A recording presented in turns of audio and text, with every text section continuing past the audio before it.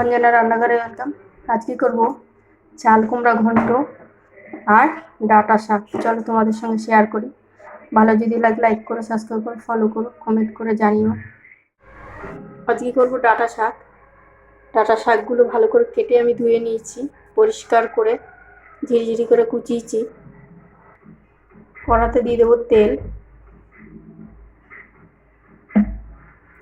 একটা শুকনো লঙ্কা, কিছুটা কালো জিরা, দিয়ে দেবো পেঁয়াজ আর রসুন কুচি আর কাঁচা লঙ্কা কুচি।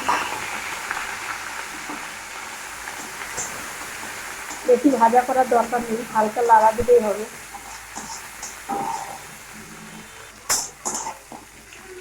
হালকা মধ্যে ভাজা হয়ে গেছে, দিয়ে দেবো শাকগুলো।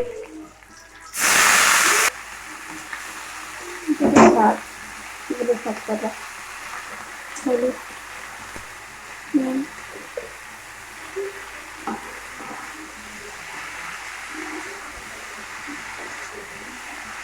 ভালো করে আমরা মিশিয়ে নেব। শাকটা লাগা দিয়েছি, এবার ঢেকে দেবো আমি। নামিয়ে নেব।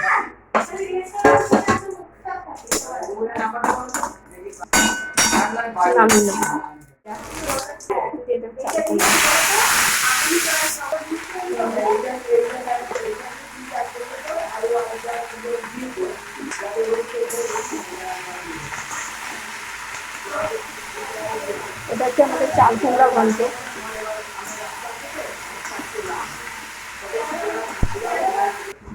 এগুলো জল অল্প করে।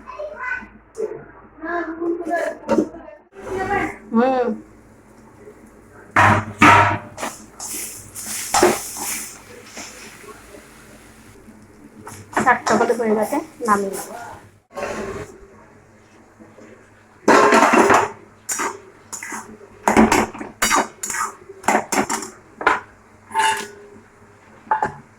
দেবো বড়ি।